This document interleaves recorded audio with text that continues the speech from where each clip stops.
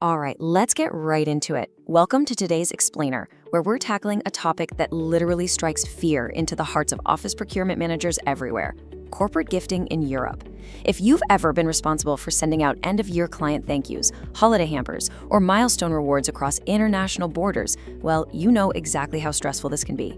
Today, we're putting on our consultants' hats to help you navigate this absolute cross-border nightmare, drawing on some brilliant insights from our source material. Picture this for a second. You spend hours, maybe even days, curating the absolute perfect premium corporate hamper. You carefully pick out the items, get it wrapped beautifully, and ship it off. A week later, instead of a glowing email of gratitude, your VIP client gets an incredibly awkward apology note from customs. Your gift is just sitting in a cold, unforgiving warehouse somewhere, racking up storage fees. And why? All because of an undeclared item or some misunderstood rule. Your thoughtful gesture has instantly become a huge liability. So why does this happen so often? And more importantly, how can we make sure it never happens to you? To fix this, we need a solid roadmap. Here is our agenda for today. 1. The nightmare. 2. Dietary limits. 3. Customs rules. 4. EU import law. 5. DIY versus local experts. And finally, 6. The Walwater solution. Let's start with part 1. The nightmare, a cautionary tale. Let's look at how these risks can actually compound in the real world. Imagine having to multiply your entire gifting budget by 4. Yikes, right? Well, that is exactly what happened when a mid-sized London consulting firm decided to send premium hampers to 20 of their top European clients. We are talking smoked Scottish salmon, British cheeses, artisan shortbread, and a gorgeous bottle of single malt whiskey. It was very expensive and very thoughtful, but here's the reality of what went down. The salmon and cheese were completely seized at the German border because they lacked the proper post-Brexit health certificates. Then, one of their top clients in Paris actually returned the whiskey unopened because she had been sober for 2 years and nobody bothered to check. Meanwhile, the shortbread that did manage to make it through didn't have French allergen labels, which caused a huge panic over hidden butter and gluten. So after paying customs, storage fees, and rushing out replacement shipments, the total cost was roughly 4 times their original budget. Which brings us to our second section, dietary limits, navigating the people. Now, the EU strictly regulates 14 specific food allergens. When you send a luxury hamper packed with artisan crackers, a fancy nut mix, a cheese board, and wine, you are easily hitting at least 4 of these categories.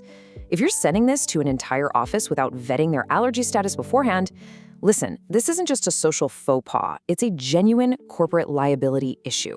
Sending unvetted food across borders without considering diverse teams is a massive, massive risk. And dietary restrictions go far beyond just allergies. A surprisingly common and frankly incredibly culturally insensitive mistake is treating halal and kosher as interchangeable just because they both prohibit pork. In reality, they are fundamentally different certification systems with completely different standards and authorities. If you have a religiously diverse client base, assuming a halal gift just automatically works for a kosher client or vice versa is going to backfire immensely. Then there's something our sources call the gelatin trap. You might think you're totally safe sending premium chocolates, gummies, or even a really nice bottle of wine to a vegetarian or vegan client. But gelatin, which is derived from animal bones, is heavily used in sweets. And what's even more surprising, it is frequently used in the winemaking process as a fining agent to clarify the wine. So what looks like a perfectly safe, plant-based gift might secretly contain animal byproducts, which completely ruins the gesture for someone with specific dietary principles. Moving right along to Section 3, Customs Rules, the borders. Once your perfectly vetted gift actually reaches the physical border, you have to remember that customs officers do not care about your good corporate intent or your beautiful packaging. Within the European Union, the magic number you absolutely must remember is 45 euros. That is the strict gift exemption threshold. If the declared value of your shipment exceeds that number, boom, it triggers import duties. And if you're thinking, hey, I'll just underdeclare the value to sneak it through, don't do it. That is literally customs fraud, and it puts your company and your client on a very fast track to fines and intense future scrutiny. This means you have to be strategic and separate your gifts into high-risk foods and safe bets. Cured meats like prosciutto and hamon, they face strict global bans due to biosecurity. If customs finds meat, it goes straight in the bin. Fresh dairy? Forget it. It requires impossibly expensive veterinary health certificates. Safe bets, on the other hand, are your commercially packaged shelf-stable items. Think premium teas, allergen-labeled chocolates, and high-quality olive oils. If you actually want your gift to survive the border, stick strictly to these safe options. Let's dig into the legal side of things in Section 4. EU Import Law, the red tape. If you are shipping from outside the EU, and especially from the UK, the rules have drastically shifted. Pre-2021, sending a hamper of British cheese to Paris was a total breeze, but Brexit changed everything. By 2021, the entire framework was upended, and looking ahead to 2026, we are dealing with incredibly strict SPS, or sanitary and phytosanitary measures. Basically, this means any food of animal origin entering the EU now requires official health certificates issued by a government veterinarian. For most small businesses or corporate senders, acquiring these certificates for just a few hampers is financially and logistically impossible. Artisan exports from outside the bloc are effectively blocked by all this red tape. But wait, it gets trickier. It's not just the food itself, it's the packaging. The EU has rigid requirements here. Your product must have labels in the destination country's language, full ingredient lists, and clearly declared allergens. If it's only in English, customs will reject it outright. And then there's CITES, the Convention on International Trade in Endangered Species. This is a massive, incredibly obscure trap. If your premium gift comes in a luxurious, exotic wooden box or features decorative shells, customs will flag it. They'll hold the whole shipment just to verify the materials aren't from a protected species. So how do we actually handle this? Section 5. DIY versus local experts. The strategy. If you are somehow still brave enough to manage your procurement and shipping in-house, you must meticulously follow a 5-step pre-shipping checklist for every single gift. Number 1, ensure absolute shelf stability.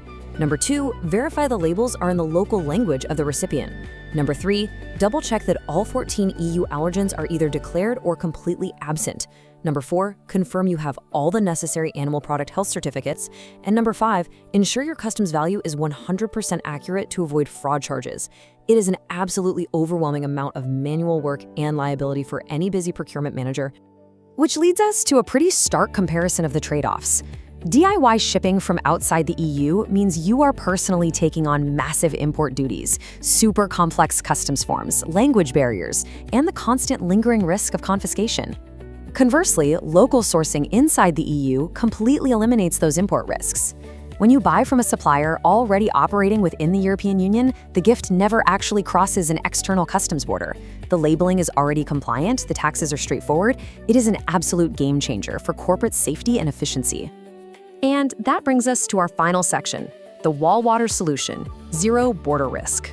Listen, the smartest companies out there don't try to navigate this minefield alone.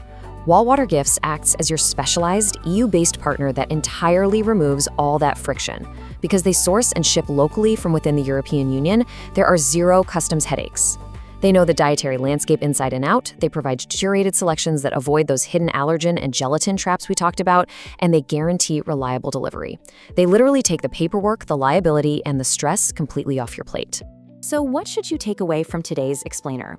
If you want to ensure your clients actually receive, genuinely enjoy, and remember your gifts, without all the drama, you need to outsource this to the experts. We highly encourage you to browse Walwater Gifts' corporate basket collection today to send some hassle-free business gifts. Let them handle the complex logistics so you can get back to focusing on your actual business. I'll leave you with this final thought. At its core, corporate gifting is supposed to be an act of care and generosity, right? It should make your clients feel valued, not accidentally offend them or entangle them in a messy customs dispute. So ask yourself, are you ready to build relationships instead of paperwork? Thank you so much for joining me for this explainer, and we will see you next time as we continue breaking down the systems that make our business world tick.